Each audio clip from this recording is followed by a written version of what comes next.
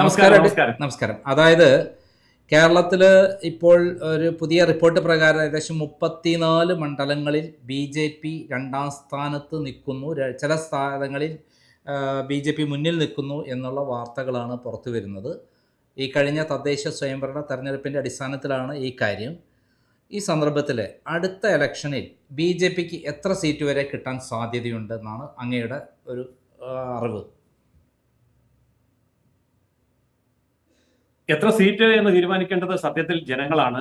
എങ്കിലും അങ്ങിപ്പോൾ പറഞ്ഞതുപോലെയുള്ള ഒരു സാധ്യത നിലവിലുണ്ട് എന്നുള്ളതാണ് പഞ്ചായത്ത് ഇലക്ഷന്റെ കണക്കുകൾ വെച്ച് നോക്കുമ്പോൾ മനസ്സിലാവുന്നത്.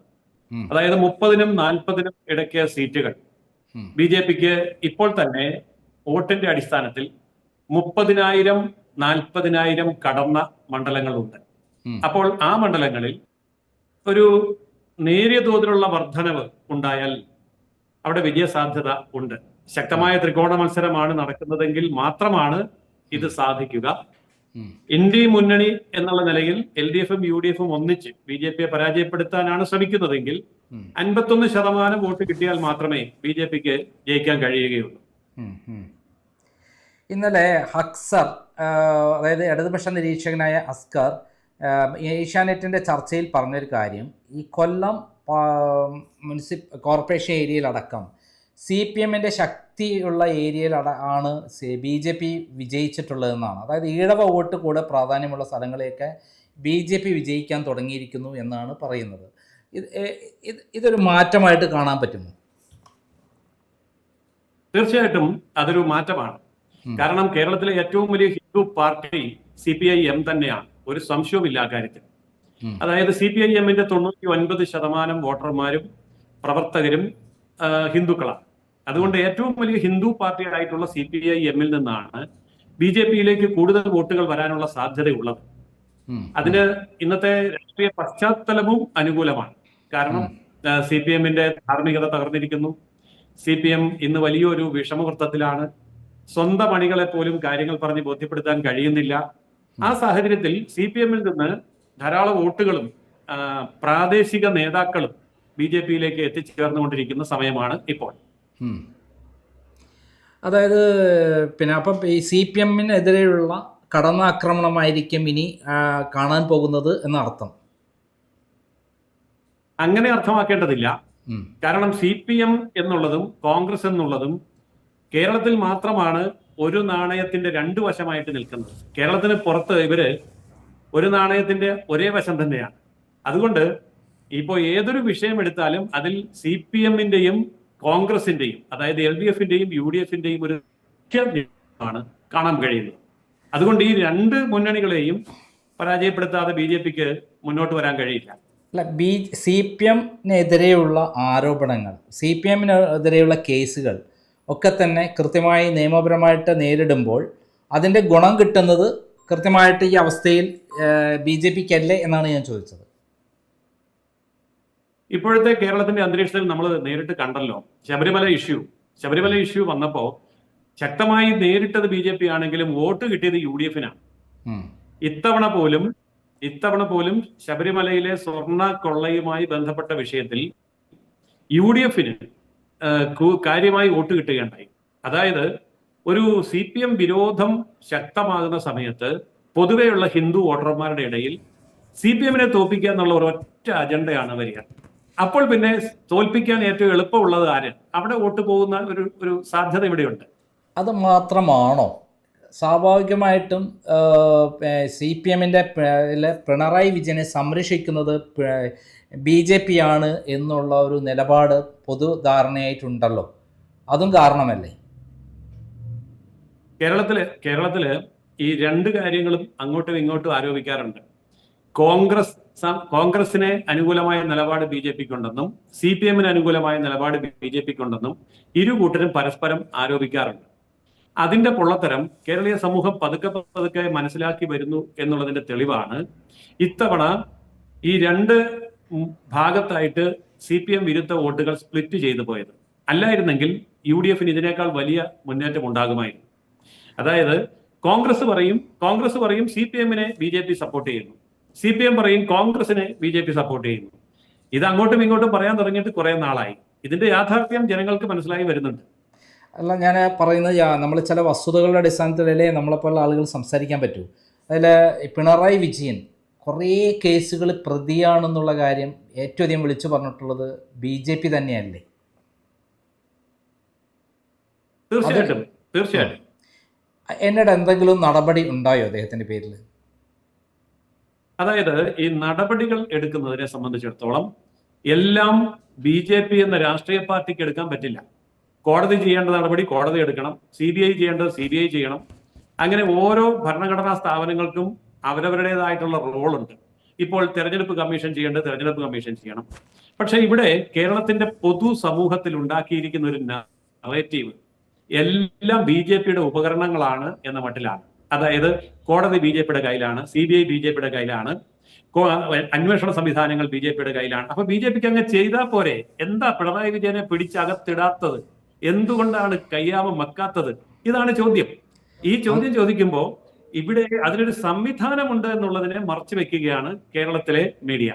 ഓക്കെ, താങ്കൾ ഒരു അഡ്വക്കേറ്റ് ആണല്ലോ. അപ്പോൾ അഡ്വക്കേറ്റ് എന്നുള്ള നിലയിൽ കോടതി നടപടികളെക്കുറിച്ച് അറിയാം. ഇന്ത്യയിൽ അഴിമതിക്കെതിരെയുള്ള കേസുകൾ എത്രയും വേഗം തീർപ്പാക്കണമെന്ന് നമ്മുടെ ചീഫ് ജസ്റ്റിസായ സദാശിവം നമ്മുടെ ബാലകൃഷ്ണപിള്ള കേസിൽ, അതായത് VS അച്യുതാനന്ദൻ ബാലകൃഷ്ണപിള്ള കേസിൽ വിധി പറഞ്ഞുകൊണ്ട് ബാലകൃഷ്ണപിള്ളയെ കുറ്റക്കാരനാണ് വിധിച്ചുകൊണ്ട് 3 വർഷം ശിക്ഷിച്ചുകൊണ്ടുള്ള വിധിയിൽ കൃത്യമായി പറഞ്ഞിട്ടുണ്ട്. മന്ത്രിമാരും അതേപോലെ ഇത്തരത്തിലുള്ള ഉന്നത ഉദ്യോഗസ്ഥന്മാരും ഉൾപ്പെട്ട കേസുകൾ എത്രയും വേഗം തീർപ്പാക്കണമെന്നാണ് സുപ്രീം കോടതി വിധി. അങ്ങനെയുള്ള സന്ദർഭത്തിൽ ലാവ്ലിൻ കേസ് എന്തുകൊണ്ടാണ് 9.5 വർഷമായിട്ട് സുപ്രീം കോടതിയിൽ ഇങ്ങനെ മാറ്റി വെച്ചുകൊണ്ടിരിക്കുന്നത്? ലാവ്ലിൻ കേസ് മാത്രമല്ല, നിരവധി കേസുകളുടെ കാര്യത്തിൽ ഇങ്ങനെ നമുക്ക് ചോദ്യം ചോദിക്കാൻ പറ്റും. ഇപ്പോ ഈ സ്വർണ്ണക്കടത്ത് കേസ്, ലാവ്ലിൻ കേസ് അടക്കമുള്ള പല കേസുകളിലും ലാവ്ലിൻ കേസിലേക്ക് മാത്രം കിടക്കാം, സ്വർണ്ണക്കടത്ത് കേസിലേക്ക് കിടക്കാം. അപ്പോൾ ലാവ്ലിൻ കേസ് എന്ന് പറയുന്നത് ഞാൻ ഫൈറ്റ് ചെയ്ത് കൊണ്ടുവന്നൊരു കേസാണ്. സുപ്രീം കോടതിയിൽ കഴിഞ്ഞ 9.5 വർഷമായി കിടക്കുകയാണ്. ഓരോ തവണയും CBIയുടെ പ്രോസിക്യൂട്ടർ വന്ന്, സോളിസിറ്റർ ജനറൽ വന്ന് പറയുന്നൊരു കാര്യം, ഞങ്ങൾക്ക് വേറെ കേസുകളുണ്ട്, ഇതൊന്ന് മാറ്റി വെക്കണം എന്ന് പറഞ്ഞിട്ടുള്ളതാണ്. എൻ്റെ അഡ്വക്കേറ്റും അവിടെയുണ്ട്. ഞങ്ങൾ കടന്ന് പരിശ്രമിച്ചിട്ടും കോടതിയിൽ അത് എടുപ്പിക്കാൻ വേണ്ടി CBI അനുവദിക്കുന്നില്ല എന്നുള്ള യാഥാർത്ഥ്യമാണ് ഞാൻ അങ്ങയുടെ ശ്രദ്ധയപ്പെടുത്തുന്നത്. ഇവിടെ 2 കാര്യങ്ങളുണ്ട്. ഒന്ന്, CBI എന്ന് പറയുന്ന അന്വേഷണ സംഘത്തെ സംബന്ധിച്ചിടത്തോളം അവർ ഇന്ത്യ മുഴുവൻ പ്രവർത്തിക്കുന്ന ഒരു വലിയ അന്വേഷണ ഏജൻസിയാണ്. അവരാണ് ഓരോ കേസുകളുടെയും മുൻഗണനാക്രമം നിശ്ചയിക്കുക. ഇതാണ് ഒന്നാമത്തെ കാര്യം. രണ്ടാമത്തെ കാര്യം, ഒരു കേസ് വരുമ്പോൾ ആ കേസിന്റെ തെളിവുകൾ ഹാജരാക്കേണ്ടത്, കേസിന്റെ വാദി സ്ഥാനത്ത് നിൽക്കേണ്ടത് സ്റ്റേറ്റ് തന്നെയാണ്. പക്ഷേ ഇവിടെ സംസ്ഥാന സർക്കാർ പ്രതിക്കൂട്ടിലാകുന്ന കാര്യങ്ങളിൽ, മുഖ്യമന്ത്രി പ്രതിക്കൂട്ടിലാവുന്ന കാര്യങ്ങളിൽ സംസ്ഥാനം ഹാജരാക്കേണ്ട തെളിവുകൾ വേണ്ട വിധത്തിൽ വേണ്ട സമയത്ത് ഹാജരാക്കാൻ തയ്യാറാകാതെ വരുമ്പോൾ അവിടെ അന്വേഷണ ഏജൻസികൾക്ക് സമയം കൂടുതൽ വേണ്ടി വന്നേക്കാം. അഡ്വക്കേറ്റ് ഇടപെടൽ, അതായത് ഇത് സ്റ്റേറ്റ് ഇടപെട്ട ഒരു കേസല്ല. അത് CBI കണ്ടെത്തി, CBI അന്വേഷണം നടത്തി, അങ്ങനെ CBI കോടതിയിൽ കുറ്റപത്രം സമർപ്പിച്ച കേസാണ്. അതിന് സ്റ്റേറ്റ് ഗവൺമെൻറ്റുമായിട്ട് യാതൊരു ബന്ധവുമില്ല. സ്റ്റേറ്റ് ഗവൺമെൻറ് ഒരു കക്ഷിയായിരിക്കാം. ഇത് CBIയും അതേപോലെ പ്രതികളും തമ്മിലുള്ളൊരു കേസാണ്. അതിലെ എല്ലാ കുറ്റപത്രവും എല്ലാ ഡോക്യുമെൻറ്റും അവിടെ ഹാജരാക്കിയിട്ടുണ്ട് പ്രതികൾ തന്നെ. കാരണം അതിൻ്റെ എല്ലാ ഫയലും അവിടെ ഹാജരാക്കിയിട്ടുള്ള പ്രതികൾ തന്നെയാണ്. അതെ, അങ്ങനെ ചെയ്യുമ്പോൾ അതിന്റെ നടപടിക്രമങ്ങൾ പൂർത്തീകരിക്കേണ്ടത് CBI ആണ്. ഞാൻ വ്യക്തമാക്കി പറഞ്ഞതുപോലെ അതെ CBI ആണ്. അതെ, ഞാൻ വ്യക്തമായി പറഞ്ഞതുപോലെ CBI എന്ന് പറയുന്നത് BJPയുടെ ഒരു ഘടകമല്ല, ഗവൺമെന്റിന്റെ ഘടകവും അല്ല, ഉപകരണവും അല്ല. അതുകൊണ്ട് CBI ആണ് അത് തീരുമാനിക്കുന്നത്. ഇതില് തുഷാർ മേത്തയാണ് CBI പ്രോസിക്യൂട്ടർ, സോളിസിറ്റർ ജനറൽ. അല്ല, തുഷാർ മേത്ത ആവട്ടെ മറ്റാരെങ്കിലും ആവട്ടെ, അതാര് തന്നെയാണെങ്കിലും CBI എന്ന് പറയുന്നത് BJP എന്ന പാർട്ടിയുടെയോ അല്ലെങ്കിൽ BJP സർക്കാരിന്റെയോ ഉപകരണമല്ല. അതൊരു സ്വതന്ത്ര സംവിധാനമാണ്. അതുകൊണ്ട് അവരാണ് അത് കാര്യത്തിൽ തീരുമാനമെടുക്കേണ്ടത്. ആവട്ടെ, തുഷാർ മേത്ത എന്ന് പറയുന്നത് അമിത്ഷാ ജയിലിൽ കിടന്നപ്പോൾ അദ്ദേഹത്തിന് വേണ്ടി വാദിച്ചിട്ടുള്ള അഡ്വക്കേറ്റാണ്. അതെ, തുഷാർ മേത്ത ഏതൊക്കെ കക്ഷികൾക്ക് വേണ്ടിയും വാദിക്കാം. ഒരു വക്കീൽ എന്നുള്ള നിലയിൽ ആ വക്കീലിന് എത്ര കക്ഷികൾക്ക് വേണ്ടിയും വാദിക്കാം. അത് ഗുജറാത്തിൽ കലാപം ഉണ്ടായപ്പോൾ തുഷാർ മേത്ത ജയിലിൽ കിടന്ന അമിത്ഷാ ജയിലിൽ കിടന്നപ്പോൾ അദ്ദേഹത്തിന് വേണ്ടി അവിടെ നിയമ പോരാട്ടം നടത്തിയിട്ടുള്ള ഒരാളാണ് തുഷാർ മേത്ത. അത് അമിത്ഷായിട്ട് വളരെ അടുത്ത ബന്ധമാണ്. അദ്ദേഹം വന്നിട്ട് കോടതി പറയുന്നത്, എൻ്റെ അഡ്വക്കേറ്റ് ഇരിക്കെ എനിക്ക് നേരിട്ട് അറിയുന്ന ഒരു വിവരമാണ്, ഓരോ തവണയും ഞങ്ങൾക്ക് സമയം 9.5 വർഷമായി 80 തവണയായിട്ട് ഈ കേസ് മാറ്റിക്കൊണ്ടിരിക്കുകയാണ്. ഇത് ഒരു മുഖ്യമന്ത്രിയാണ് ഇപ്പുറത്ത് പ്രതി, അദ്ദേഹത്തിൻ്റെ കാലാവധി ഇനി ആപ്പാടെ 2 മാസം കൂടെ ഉള്ളൂ. ഈ 9.5 കൊല്ലവും കൃത്യമായിട്ട് 10 കൊല്ലം തികയാൻ പോവുകയാണ് ആ കേസിൻ്റെ നാൾ വഴി. ഇന്നേ വരെ എടുപ്പിക്കാൻ ഇവർ സമ്മതിക്കുന്നേയില്ല. ഇതൊരു ഇടപാടല്ലേ ശരിക്കും, പരസ്പരമുള്ള ധാരണയല്ലേ? ഒരിക്കലുമല്ല. ഇതിപ്പോ ഒരു വക്കീൽ ഏതൊക്കെ കക്ഷികൾക്ക് വേണ്ടി ഹാജരായി എന്നുള്ളത് വെച്ചിട്ട് ആ അമിത്ഷായ്ക്ക് വേണ്ടി ഹാജരായ മേത്ത എന്നുള്ള ഒരൊറ്റ പോയിന്റ് വെച്ചിട്ട് ഇതിനെ അമിത്ഷായുമായും BJPയുമായും സർക്കാരുമായും ബന്ധിപ്പിക്കുന്നത് ശരിയല്ല. അത് രാഷ്ട്രീയ ദുരാരോപണം മാത്രമാണ്. പിന്നെ എന്തുകൊണ്ടാണ് 10 വർഷമായിട്ട് ഇത് നീട്ടിക്കൊണ്ടു പോകുന്നത്? അതായത് നമ്മുടെ ഈ ചോദ്യം ഉണ്ടല്ലോ, ഇപ്പോ നന്ദകുമാർജി ചോദിച്ച ചോദ്യം നല്ല ചോദ്യം. നമ്മുടെ നാട്ടില് ഒരു SFIക്കാരൻ ട്രാൻസ്പോർട്ട് ബസ്സിന് കല്ലെറിഞ്ഞ ഒരു കേസ് 11.5 വർഷം കഴിഞ്ഞിട്ടാണ് അതിന്റെ ശിക്ഷ ഉണ്ടായത്. അതുപോലെ നിരവധി കേസുകൾ. അത് വിചാരണ കോടതിയാണ്, ഇത് സുപ്രീം കോടതിയാണ്. സുപ്രീം കോടതിയിലെ സുപ്രധാനമായ വിധി തന്നെ ഉള്ളത് ഇത്തരത്തിലുള്ള അഴിമതി കേസുകൾ എത്രയും വേഗം തീർപ്പാക്കണമെന്നാണ്.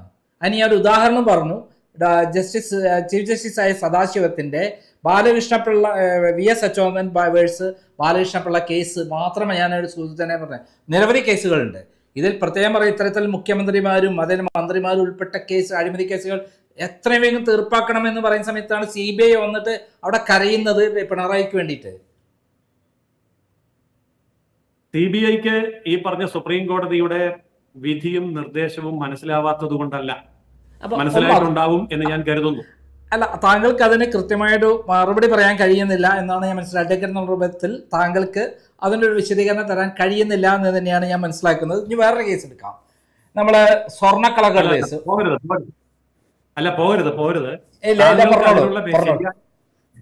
താങ്കൾക്ക് അതിനുള്ള ശരിയായ മറുപടി നൽകാൻ കഴിയുന്നില്ല എന്നുള്ള അഭിപ്രായം താങ്കൾ എന്റെ മേൽ അടിച്ചേൽപ്പിക്കുന്നതാണ്. അല്ല, എന്തുകൊണ്ട്? പിന്നെ ഒരു സാമാന്യ നീതി പ്രകാരമുള്ള ഒരു മറുപടിയാണ് വരേണ്ടത്. സാമാന്യ നീതി പ്രകാരം വ്യക്തമായി ഞാൻ മറുപടി ഒരിക്കൽ കൂടി ആവർത്തിച്ച് പറയാം. CBI എന്ന് പറയുന്നത് BJPയുടെ ഏതെങ്കിലും ഒരു വിഭാഗമോ സർക്കാരിന്റെ വിഭാഗമോ അല്ല. അതൊരു സ്വതന്ത്ര അന്വേഷണ ഏജൻസിയാണ്. അവർ അതിനാവശ്യമായ സമയം എടുക്കുന്നത് അവരുടെ തീരുമാനമാണ്. അതിനെ BJPയുമായി കൂട്ടിക്കെട്ടുന്നത് രാഷ്ട്രീയ ദുരാരോപണമാണ്. ഈ കാര്യം ഞാനിവിടെ നമ്മുടെ K. സുരേന്ദ്രന്റെ അടുത്തും V. മുരളീധരന്റെ അടുത്തും ഞാൻ പറയുകയും, ഇങ്ങനെ ഒരു സംഭവം സുപ്രീം കോടതിയിൽ നടന്നുകൊണ്ടിരിക്കുന്നുണ്ട്, അതിന് കൃത്യമായിട്ട് കേസ് കൃത്യമായി നടത്താൻ വേണ്ടി CBIയോട് പറയണം എന്ന് പറഞ്ഞിട്ട് അവരോട് പറഞ്ഞേൽപ്പിച്ച ശേഷം പിന്നെ അവർ എൻ്റെ ഫോണേ അറ്റൻഡ് ചെയ്യാറില്ല എന്നുള്ളതാണ് സത്യം. ഞാൻ ഏതായാലും ഇനിയും താങ്കൾ 1000 തവണ ഫോൺ വിളിച്ചാലും അപ്പോൾ തന്നെ എടുക്കും. അപ്പോഴും എന്റെ മറുപടി ഇത് തന്നെ ആയിരിക്കുകയും ചെയ്യും. ഓക്കെ, താങ്കൾക്ക് അങ്ങനെ പറയാൻ പറ്റുള്ളൂ. ഞാൻ അടുത്തത്, ഞാൻ താങ്കൾ തന്നെ പറഞ്ഞ സ്വർണ്ണക്കള്ളക്കടത്ത് കേസിൽ 2020 സംഭവം നടക്കുന്നത്. ഇപ്പം 5 വർഷം കഴിഞ്ഞു. ഈ 5 വർഷം കഴിഞ്ഞ കേസിൽ നമ്മുടെ പ്രധാനമന്ത്രിയും അതേപോലെ അമിത്ഷായും ഇവിടെ വന്നിട്ട് പ്രസംഗിച്ചിട്ടുണ്ട്. അതിൽ പിണറായി വിജയനുള്ള പങ്കിനെ കുറിച്ച് പറഞ്ഞിട്ടുണ്ട്. K. സുരേന്ദ്രൻ ആണ് പറഞ്ഞത് പിണറായി വിജയനും അതേപോലെ കുടുംബം അടക്കം ജയിലിലാകും.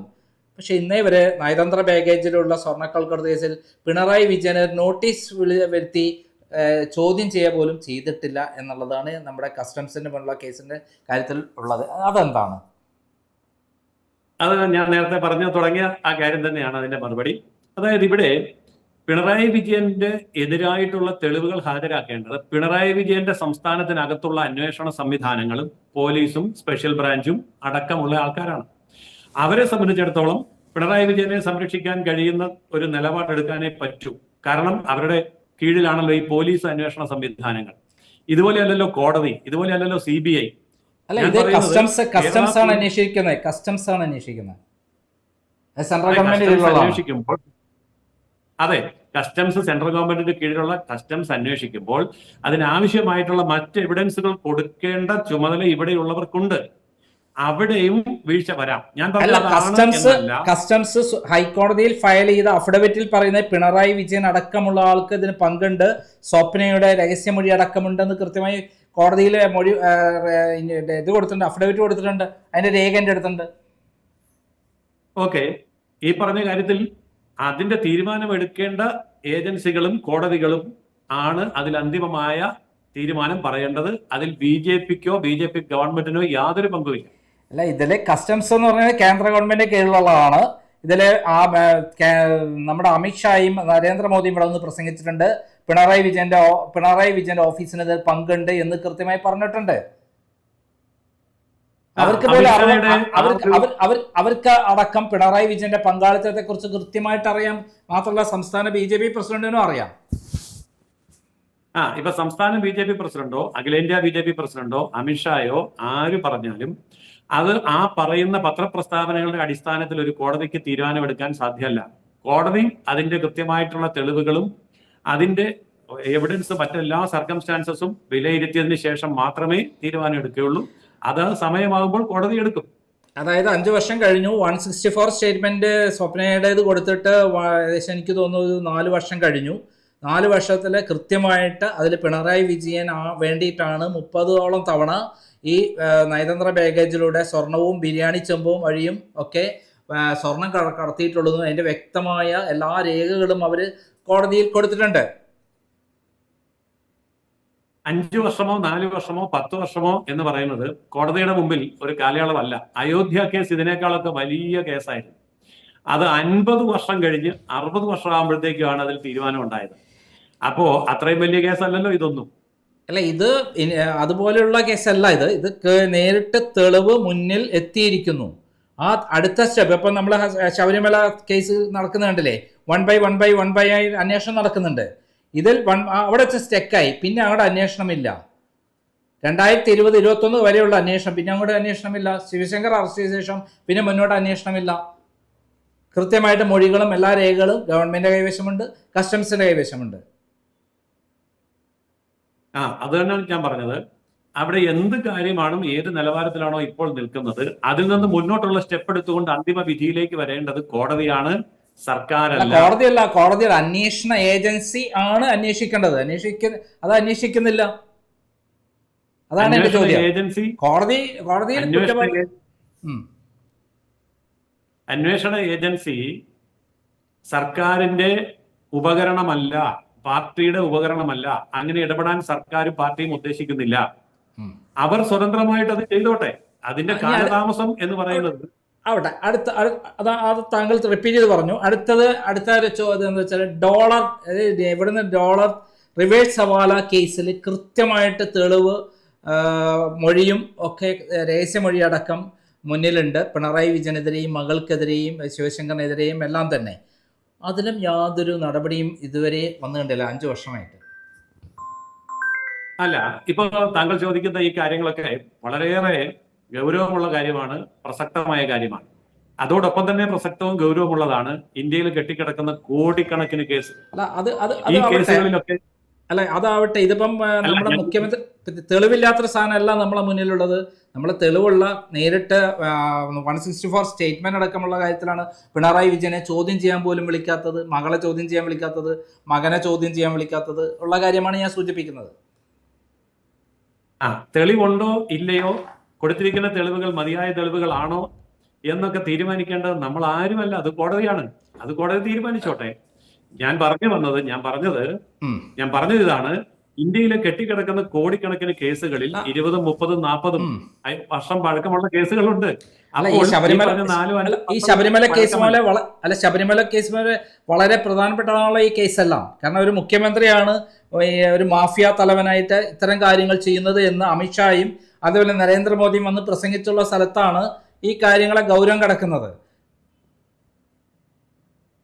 അതെ, ഈ കാര്യത്തെ ഗൗരവമായിട്ട് എടുക്കുന്നത് കൊണ്ടാണല്ലോ അമിത്ഷാ ആ കാര്യം ഇവിടെ വന്ന് പ്രസംഗിക്കാൻ തയ്യാറായത്. അതെ, 5 വർഷമായി പ്രസംഗം, 4 വർഷമായി പ്രസംഗം കഴിഞ്ഞിട്ട് ഇതുവരെ നടപടി ഇല്ല എന്നുള്ളതാണ് ഞാൻ പറയുന്നത്. ആ നടപടി എടുക്കുന്നത് അമിത്ഷാ അല്ല എന്നാണ് ഞാനും പറഞ്ഞത്. അല്ല, ഓക്കെ. ഇനി അടുത്തത് ലൈഫ് മിഷൻ തട്ടിപ്പ് എന്ന് പറയുന്നത് റെഡ് ക്രസന്റ് എന്ന് പറയുന്ന സ്ഥാപനം വഴി ഇവിടെ നേരിട്ട് ലൈഫ് മിഷനിലേക്ക് വരേണ്ട ഫണ്ട് അത് ഇവിടെ യൂണിടെക് എന്നുള്ള സ്ഥാപനത്തിലേക്ക്, പ്രൈവറ്റ് സ്ഥാപനത്തിലേക്ക് അയപ്പിക്കാൻ വേണ്ടി തീരുമാനമെടുത്തത് നമ്മുടെ മുഖ്യമന്ത്രി, അതിൽ ചെയർമാനായ മുഖ്യമന്ത്രി പിണറായി വിജയനാണ്. അതിൽ ശിവശങ്കർ അറസ്റ്റിലായി, നമ്മുടെ സ്വപ്ന അറസ്റ്റിലായി. ഇതുവരെ പിണറായി വിജയനെതിരെ പ്രധാന കുറ്റം ചെയ്ത പിണറായി വിജയനെതിരെ യാതൊരു നടപടിയും വന്നതായി ചോദ്യം ചെയ്യ പോലും ഉണ്ടായിട്ടില്ല. ഇങ്ങനെയുള്ള നിരവധി കേസുകളുണ്ട്. ഈ കേസുകളെ സംബന്ധിച്ചെല്ലാം ഇന്ത്യയുടെ നീതിന്യായ സംവിധാനത്തിന്റെ നടപടിക്രമം അനുസരിച്ചല്ലാതെ എന്ത് ചെയ്യാൻ പറ്റും? നീതിന്യായ സംവിധാനമല്ല, കേന്ദ്ര കുറ്റാന്വേഷണ ഏജൻസികൾ ആണ് ഇതൊക്കെ തന്നെ. അല്ല, ഇവിടെയുള്ള ഏജൻസികളുടെ കാര്യമല്ല. ഇവിടെ ഇപ്പം സാധാരണ ശബരിമല കേസ് പോലും ഇവിടുത്തെ പോലീസിനെ കൊണ്ട് ഹൈക്കോടതി നിരീക്ഷണത്തിൽ കൃത്യമായി അന്വേഷിപ്പിക്കുന്നുണ്ട്. അതേപോലെ ഈ കേസുകൾ മാസങ്ങളും കൊല്ലങ്ങളായിട്ട് കെട്ടിക്കിടക്കാണ്. ഞാൻ പറയുന്നത്, ഈ മാസങ്ങളും കൊല്ലങ്ങളുടെയും കണക്കുകൾ നമ്മൾ അവതരിപ്പിക്കുമ്പോൾ നിരവധി കേസുകൾ ഇതുപോലെയുള്ളത് ഇതിനേക്കാൾ വർഷങ്ങളായിട്ടും പതിറ്റാണ്ടുകളായും കിടക്കുന്ന കേസുകളുണ്ട്. അത് ഈ രാജ്യത്തിന്റെ ഒരു പ്രത്യേകതയാണ്. ഇത്ര ദിവസത്തിനുള്ളിൽ കേസുകൾ തീർന്ന് അന്തിമ വിധി പ്രഖ്യാപിക്കണം എന്നുള്ള ഗൾഫ് രാജ്യങ്ങളിലെ പോലെയുള്ള നിയമമല്ല ഇന്ത്യയിലുള്ളത്. ഈ കാലതാമസം സ്വാഭാവികമാണ്. ഇന്ത്യയിൽ നമ്മുടെ കെജ്രിവാളിനെ അടക്കം കുറഞ്ഞ ദിവസം കൊണ്ട് അറസ്റ്റ് ചെയ്തിട്ടുള്ള ഒരു രാജ്യമാണ് ഇന്ത്യ.